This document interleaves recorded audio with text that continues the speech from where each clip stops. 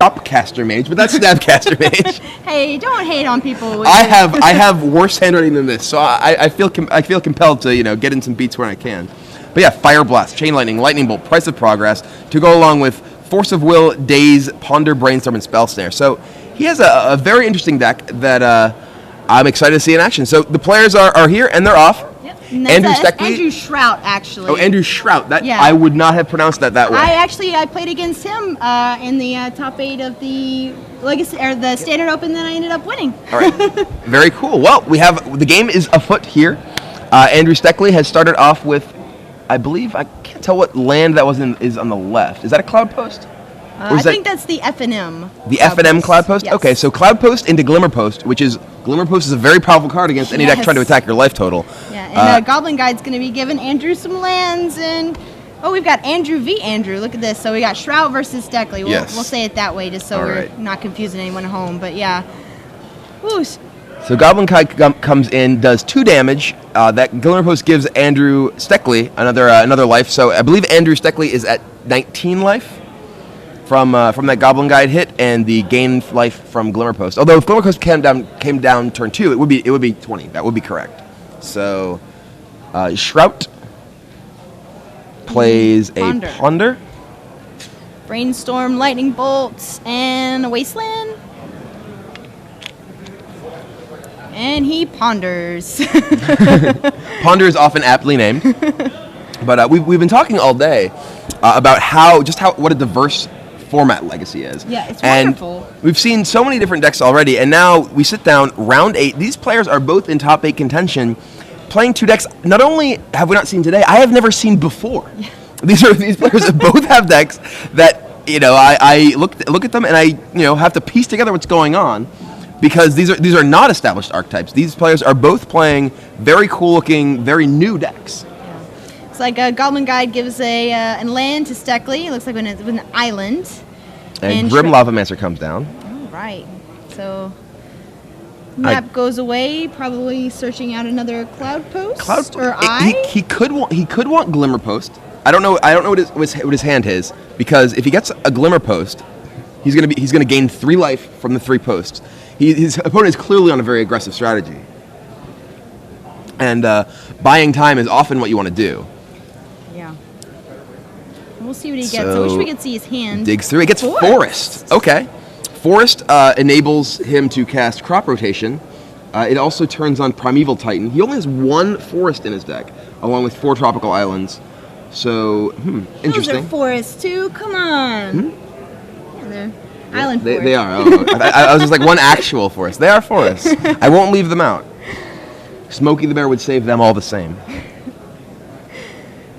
All right. Steckley is in fact trying to prevent his forest from being lit on fire by this burn deck across the table. Look at that segue. That was I feel so clever. Very nice. And he drops an island and ships the turn. All right. So let's see what Shrout does. And Steckley is not under much pressure just yet. Goblin Guide is a creature that can do a lot of damage very fast, but it needs support. Goblin Guide alone is not going to fight through Glimmer Posts. And Shrout goes for Brainstorm. Didn't we see this deck in Standard? Right? It's the Delver of Secrets and Grim Lavamancers and Burn Spells and Snapcasters. And Shrout plays a Druidic Satchel. No. Okay. So Brainstorm once again in the tank. So it would be a lot better deck in Standard if it had access to that card right there, Scalding Tarn. Oh, no. Volcanic Island. Wow, I might actually play it.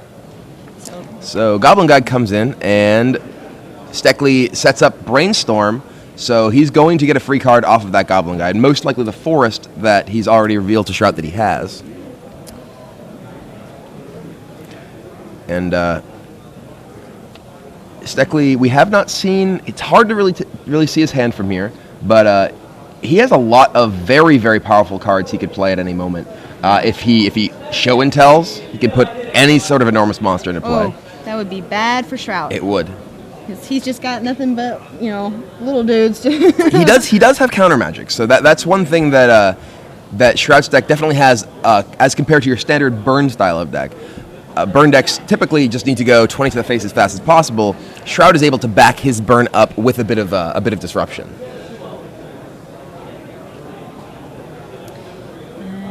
And Steckley is thinking. Plays the forest. Spins 2 for another expedition. Another map. He is going to find his place in the world.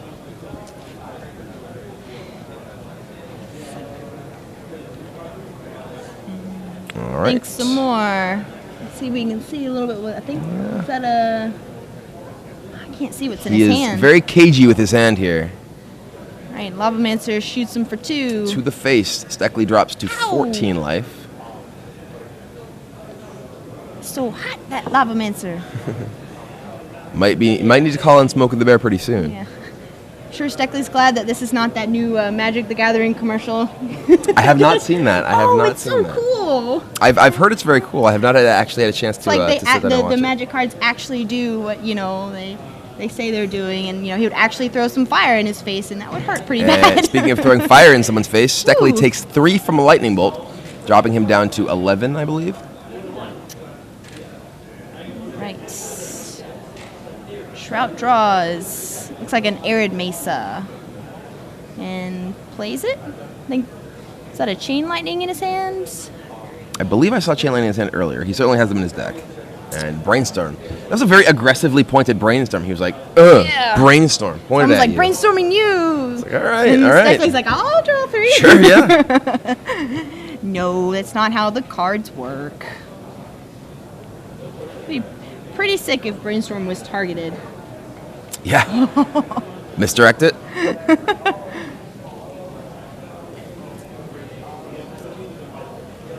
Right. All right, so a fetch land follows the Brainstorm. A very typical Legacy play. Yeah. Shuffle away. What edition those 2 are those cards. lands? Are those white bordered, like Mirage? They look like Mirage, maybe. No, they have full. They have full mana symbol boxes. Yeah, I can't tell. I'm not familiar Probably with Magic that old. Maybe a base set. Well, no, they have white borders, but they have the full mana symbol in the box, which is actually a relatively new thing. Lands for a long time just had the tap to add whatever text in the box, which is way less cool. It was actually, I believe, Unhinged or Unglued that first had the full mana symbol in the text box for the rules. Huh. I am that old. I have been playing for that long. I've only been playing since Ravnica, so. I opened a Mox Jet in the first booster pack I ever opened, so. Wow. And I was confused why it was worth $5. All right, so the heat continues to come in. We're not sacking the map yet. He's waiting for it. He draws a Brainstorm. Looks like he's got a grip full of lands. Yeah, he's got a lot of something, a lot of cards, that's for sure. But he's at 8, so now he's starting to feel the pressure. Yeah, and is that another forest he played? Looks like Misty Rainforest. Okay. I think that's an actual no. Yeah, it can't be forest. It must be Misty or something. And he Another Brainstorm. Still can't see what he's holding there. So draws. I see a Crop Rotation. Crop Rotation represents 3 life because it can get a Glimmer Post. I'm not sure. I think if I was going to Brainstorm there, I would certainly Brainstorm before playing my land. Yeah. Because if he did draw a Glimmer Post, he would want to have the option to play a Glimmer Post, then potentially Crop Rotation into a Glimmer Post. So while he may want to shuffle away some of these cards, he could also do that with Crop Rotation. Ooh, Price of Progress. That is very dangerous. That represents currently 6 damage. And Steckley could Crop Rotation away one of his non-basics, but he doesn't have a basic to get with it.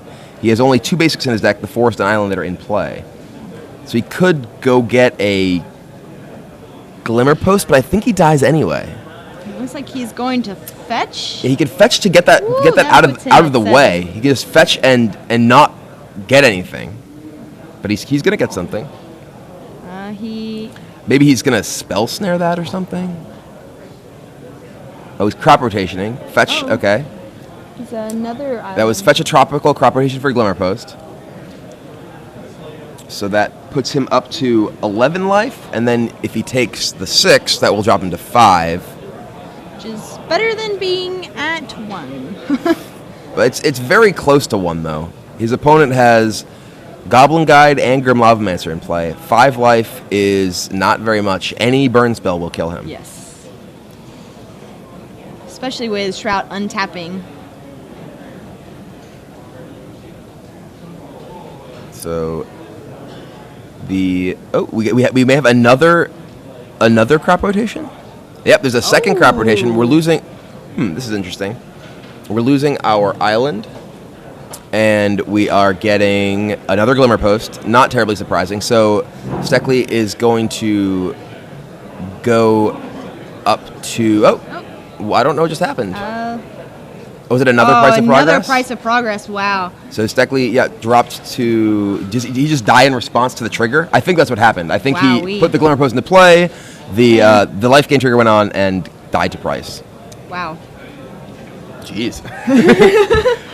Andrew Shrout was not joking around with the amount of burn he threw around right there. Yeah. So let's take a look at what these players have going on in their sideboards. So, Steckley, let's see... I am not excited by his sideboard options here. He's got 4 Mind Break Trap, 3 Energy Flux, 2 Croson Grip, 2 Mind Harness, 1 Mazavith, 1 Bajuka Bog, 1 Tabernacle, and 1 Life from the Loam. So I'm not really sure. Well, Mazavith is a reasonable card against a deck that's doing a substantial amount of damage to you with creatures, and Andrew did take quite a bit of damage from that Goblin Guide. That said, he doesn't really want to sacrifice any of his early mana to crop rotation for that or anything. Right. So I don't know if that's a great option. That said, I don't think he's really looking to keep in 4 All Is Dust in this matchup. Yeah. He has 4 7 casting cost spells against the blue-red deck that played nothing that cost more than 2. So my inclination is that All Is Dust probably comes out. I would not be surprised to see maybe Mind Harness come in. Mind Harness is, for those of you who aren't familiar with the card, it's a Mirage card, I believe. It costs 1 blue mana, it has a cumulative upkeep of 1 mana, and it is gain control of target green or red creature. So it's just control magic or mind control for the newer players out there, and it costs a single blue, and you have to continue paying an additional mana for each turn. So it's a card that can slow down a bit of damage from a Goblin Guide early on. Maybe he can steal I guess he doesn't have any red mana to use a Lavamancer himself, but it could theoretically prevent a bit of damage from a Goblin Guide, and that may be a higher impact card than All Is Dust, which might just never have never a chance to play. Or he could just steal flips Delver. Well, it's only blue. It's only green or red. Oh, green or red. Right. Okay, so sorry. Mine has to be a lot better if you can steal anything with it. Oh, I know, right? What do these old cards do? I don't even know. Yeah, so Shrout's deck, he has Pyroblast, Pyrostatic Pillar, Submerge, his 4th Force of Will, 3 Surgical Extractions, and 2 Sulfuric Vortex. Now, that Sulfuric Vortex, that card is going to be huge. Yes. For those of you who are familiar with that card, it's another old card. It is a red 1 enchantment that reads, Players cannot gain life. So, all those Glimmer Posts, no matter how many that Steckley may crop rotation for, Primeval Titan for, if Sulfuric Vortex is in play, they do nothing.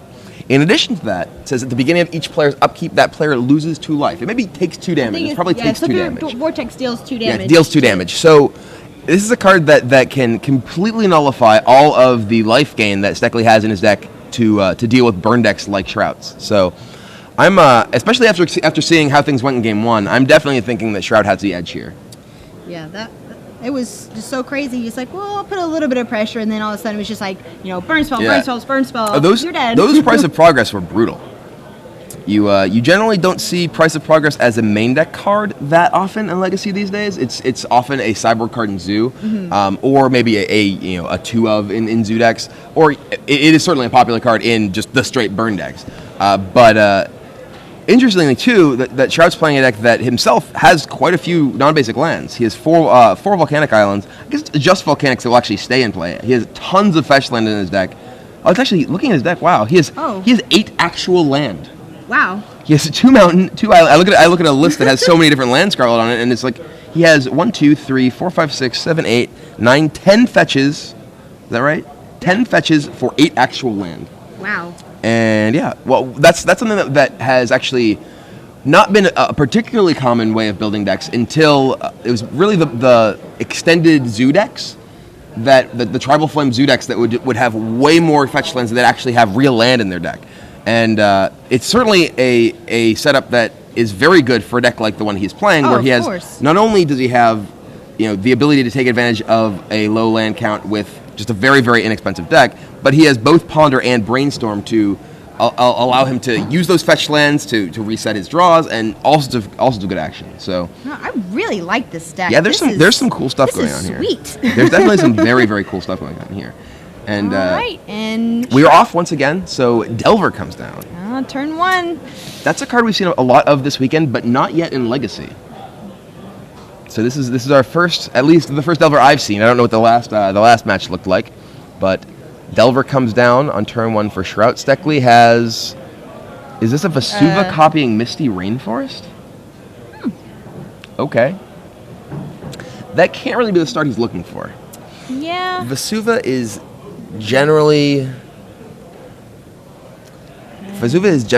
a card you want to be using to copy Cloud Post or Glimmer Post. Yeah. So it looks like Shrout's pondering into Ponder, Force of Will, and Arid Mesa. It looks like he's going to set it up so he can flip his Delver next turn. Yeah, Delver is a card that we see in Standard with Ponder. In Legacy, is support from both Ponder and Brainstorm. So it is a much more effective card in terms of its ability to flip frequently. Though it looks like Shrout pondered and is then fetching. So I don't think that he's going to have a guaranteed flip next turn. And he goes for a Volcanic Island. He's probably going to drop a Goblin Guide or a Loft Mister. And Steckley taps the Delver. It's like, oh, I'm taking one. I understand what's happening here. All right, and a second Delver for Shrout.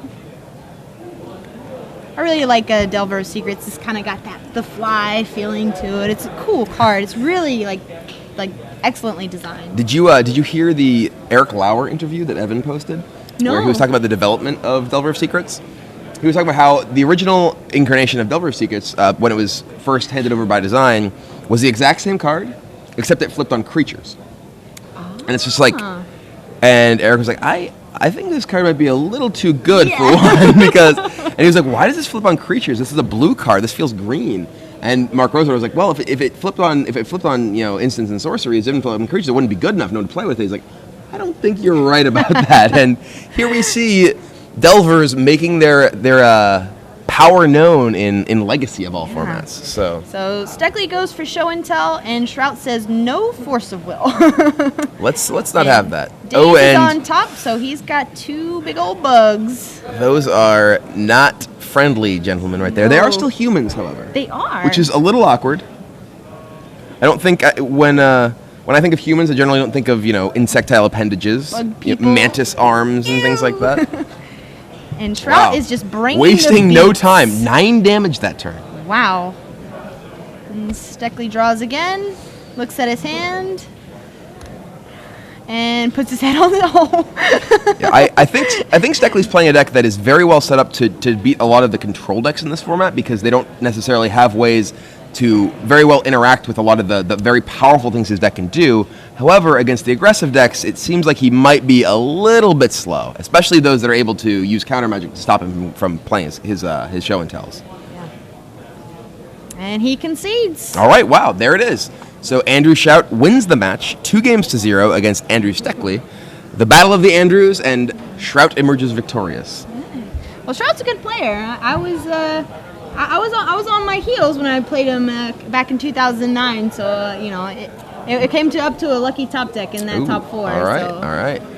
Well, here he has shown his skills in Legacy as well. So definitely a multi-format all-star. So if you are also a multi-format all-star, you might want to try your hand at playing in the Star City Games Invitational. And you can do that by playing in it Invitational Qualifier. SCG Live is brought to you by StarCityGames.com, and in case you hadn't heard, you can now qualify a StarCityGames.com Invitational through invitational qualifiers held at your local store. Whether you're a player looking for an Invitational qualifier near you, or a store owner interested in hosting one of these exciting events, contact SCGIQ at StarCityGames.com, or you can learn more by visiting StarCityGames.com/IQ.